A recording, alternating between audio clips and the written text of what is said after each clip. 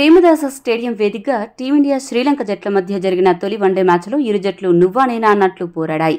గెలుపు ఇరు జట్ల మధ్య దోబుచులాడడంతో అక్కడ ప్రేక్షకులతో పాటు టీవీలో చూస్తున్న వీక్షకులు కూడా మ్యాచ్ని సూపర్ ఎంజాయ్ చేశారు. ఆరంభంలో లంక బ్యాటర్లు టీమిండియా బౌలర్ల దెబ్బకి తడబడి కనీసం 200 పరుగులైనా చేస్తుందా అనే అనుమానం కలిగింది.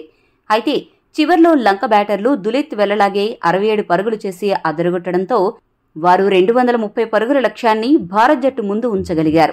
ఇక ఈ లక్ష్యాన్ని టీమిండియా సులభంగా ఛేదిస్తుంది అని అందరూ భావించారు.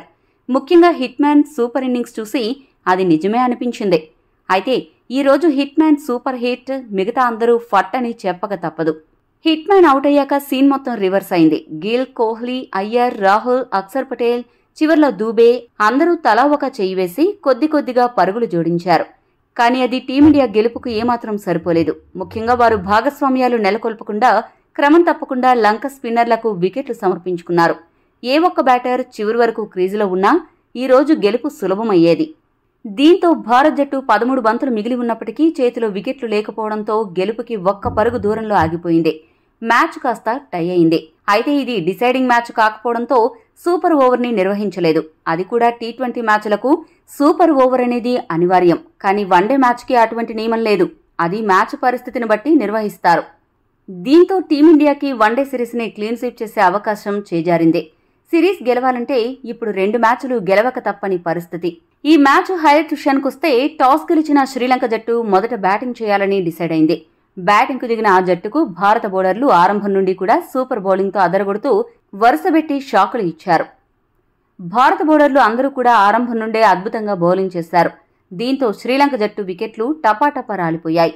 ఓపెనర్ ఆవిష్కా ఫెర్నాండో 1 పరుగుకు, వన్డౌన్ బ్యాట్స్మెన్ కుశాల్ మెండిస్ 14 పరుగులకు, సమర విక్రమ 8 పరుగులకు, చరిత్ అసలంక 14 పరుగులకు, జనిత్ లీనాగే 20 పరుగులకు పెవిలియన్ చేరారు. ఒకవైపు వికెట్లన్నీ వరుసగా పడిపోతున్నా కూడా ఓపెనర్ పాతుమ్ నిస్సంక మాత్రం 75 బంతులు ఎదుర్కొని 56 పరుగులు చేసి చాలాసేపు ఒంటరి పోరాటం చేశాడు. ఇంత అద్భుతంగా ఆడుతున్న నిస్సంకను వాషింగ్టన్ సుందర్ 56 పరుగుల వద్ద ఎల్బీడబ్ల్యూగా అవుట్ చేశాడు. దీంతో శ్రీలంక జట్టు 101 పరుగులకే 5 వికెట్లు కోల్పోయింది. ఈ పరిస్థితుల్లో శ్రీలంక జట్టు 200 పరుగుల మార్కుకు చేరడం అసాధ్యమని చాలామంది క్రికెట్ అభిమానులు భావించారు.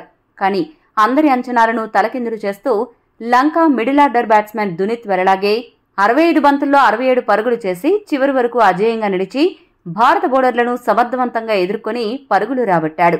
అతడికి తోడుగా వానిందు హసరంగా 24 పరుగులు, అఖిల ధనంజయ 17 పరుగులు చేయడంతో శ్రీలంక జట్టు 50 ఓవర్లకు గాను 8 వికెట్లు నష్టపోయి 230 పరుగులు చేయగలిగింది. లంక బ్యాటర్లలో నిస్సంక, వెరలాగే ఇంత అద్భుతంగా బ్యాటింగ్ చేయడంతో శ్రీలంక కులాసాగా 230 పరుగులు సాధించింది. భారత బౌలర్స్లో అక్షర్ పటేల్, కుల్దీప్ యాదవ్ ఇద్దరూ కూడా అత్యద్భుతంగా బౌలింగ్ చేశారు. ఈ ఇద్దరు బౌలర్లు 10 ఓవర్లకు 33 పరుగులు మాత్రమే ఇచ్చారు. అక్షర్ పటేల్ 2 వికెట్లు పడగొట్టగా కుల్దీప్ యాదవ్ 1 వికెట్ దక్కించుకున్నాడు. ఇక మిగిలిన బౌలర్స్లో హర్షదీప్ సింగ్ 2 వికెట్లు, సిరాజ్, శివన్ దుబే, సుందర్ 1 వికెట్ పడగొట్టారు. గిల్ కూడా 1 ఓవర్ బౌలింగ్ చేయడం విశేషం. ఇక 231 పరుగుల విజయ లక్ష్యంతో బరిలోకి దిగిన టీమిండియాకు భారత ఓపెనర్లు మంచి ఆరంభాన్ని అందించారు. ముఖ్యంగా రోహిత్ శర్మ సూపర్ బ్యాటింగ్తో స్కోరు బోర్డును పరుగులు పెట్టించగా శుభ్మన్ గిల్ యాంకర్ రోల్ పోషిస్తూ స్ట్రైక్ రొటేట్ చేశాడు. కానీ చాలా నెమ్మదిగా ఆడాడు. ఇద్దరూ కలిసి మొదటి వికెట్కు 75 పరుగుల కీలక భాగస్వామ్యాన్ని నెలకొల్పారు.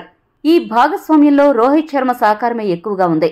47 బంతులాడిన రోహిత్ శర్మ 58 పరుగులు చేసి అద్భుతమైన అర్ధ సెంచరీతో అదరగొట్టాడు. గిల్ మాత్రం 35 బంతులకు గాను 16 పరుగులు మాత్రమే చేసి వెనుదిరిగాడు. ఈ ఇద్దరు బ్యాట్స్మెన్ కూడా దునీత్ వెరలాగే బౌలింగ్లో అవుట్ అయ్యారు. రోహిత్ శర్మ ఈ మ్యాచ్లో పలు రికార్డులను నెలకొల్పాడు. టీమిండియా తరపున వన్డేలలో 10 ఓవర్లలోపే అత్యధిక అర్ధ సెంచరీలు సాధించిన ఆటగాళ్ల జాబితాలో 3 అర్ధ సెంచరీలతో రోహిత్ శర్మ 2వ స్థానంలో ఉండగా 7 అర్ధ సెంచరీలతో వీరేంద్ర సెహ్వాగ్ మొదటి స్థానంలో కొనసాగుతున్నాడు. అంతేకాకుండా ప్రపంచ క్రికెట్లో అత్యధిక సిక్సర్లు కొట్టిన కెప్టెన్గా రోహిత్ మరో రికార్డు సృష్టించాడు. ఈ మ్యాచ్లో కొట్టిన సిక్సర్లతో రోహిత్ 234 సిక్సర్లు సాధించడం ద్వారా ఈ రికార్డు సాధించాడు. అయితే ఇద్దరు ఓపెనర్లు ఒకటేసారి అవుట్ అవ్వడంతో టీమిండియా స్కోరింగ్ రేట్ కాస్త నెమ్మదించింది. అయితే ఈ సమయంలో కోచ్ గంభీర్ వాషింగ్టన్ సుందర్కు ప్రమోషన్ ఇచ్చి 4వ స్థానంలో బ్యాటింగ్కు పంపారు. వాషింగ్టన్ సుందర్ మాత్రం 5 పరుగులు మాత్రమే చేసి వచ్చిన అవకాశాన్ని నేలపాలు చేసుకున్నాడు. ఇటువంటి పరిస్థితుల్లో విరాట్ కోహ్లీ, అలానే శ్రేయస్ అయ్యర్ ఇద్దరూ కలిసి 4వ వికెట్కు 43 పరుగుల కీలక భాగస్వామ్యాన్ని నెలకొల్పారు.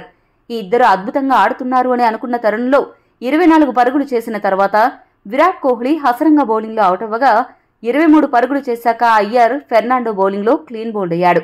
దీంతో టీమిండియా మరోసారి చాలా తక్కువ వ్యవధిలో ఇద్దరు సెటిల్డ్ బ్యాట్స్మెన్ వికెట్లు కోల్పోయి కష్టాల్లో ఇరుక్కుంది. అయితే ఇండియా గెలుపు అటు ఇటుగా ఉన్న సమయంలో క్రీజులోకి వచ్చిన కేఎల్ రాహుల్ ఆల్రౌండర్ అక్షర్ పటేల్ తో కలిసి నెమ్మదిగా ఇన్నింగ్స్ ముందుకు తీసుకువెళ్లాడు. 5 కీలక వికెట్లు కోల్పోయి టీమిండియా కష్ట సమయంలో ఉన్న కారణంగా ఈ ఇద్దరు ఆచితూచి ఆడుతూ మెల్లగా పరుగులు కూడబెట్టారు. ఇటువంటి తరుణంలో లంక బౌలర్ హసరంగా రాహుల్ ని ట్రాప్ లో పడేసి వికెట్ దక్కించుకున్నాడు. 43 బంతులాడిన రాహుల్ కేవలం 31 పరుగులు మాత్రమే చేసి అవుట్ అయ్యాడు. రాహుల్ అవుట్ అయ్యాక అక్షర్ పటేల్ కూడా లంక బౌలర్లను ఎక్కువసేపు నిలువరించలేకపోయాడు. 33 పరుగుల వ్యక్తిగత స్కోర్ వద్ద అక్షర్ పటేల్ పెవిలియన్ చేరాడు. దీంతో ఒక్కసారిగా భారత్ జట్టు అసలు గెలుస్తుందా అనే అనుమానం రేకెత్తింది. అయితే చివర్లో శివన్ దుబే మాత్రం 104 స్ట్రైక్ రేటుతో బాధ్యతగా ఆడి 24 బంతుల్లో 25 పరుగులు చేసి టీమిండియాని గెలిపించేలా కనపడ్డాడు. కేవలం 1 పరుగు సాధిస్తే ఇండియా గెలిచిపోతుంది అన్న తరుణంలో 48వ ఓవర్లో అసలంక అద్భుతం చేశాడు. అతడు వేసిన అద్భుత డెలివరీకి దూబే ఎల్బీడబ్ల్యూగా వెనుదిరిగాడు. ఆ వెనువెంటనే హర్షదీప్ సింగ్ ని కూడా ఎల్బీడబ్ల్యూ చేసి టీమిండియాని ఆలౌట్ చేశాడు.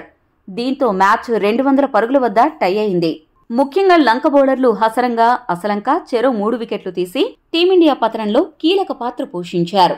ఈ వీడియో మీకు నచ్చితే లైక్, షేర్, కామెంట్ చేయండి. మరిన్ని స్పోర్ట్స్ అప్డేట్స్ కోసం మా ఛానల్ను సబ్స్క్రైబ్ చేసుకోండి.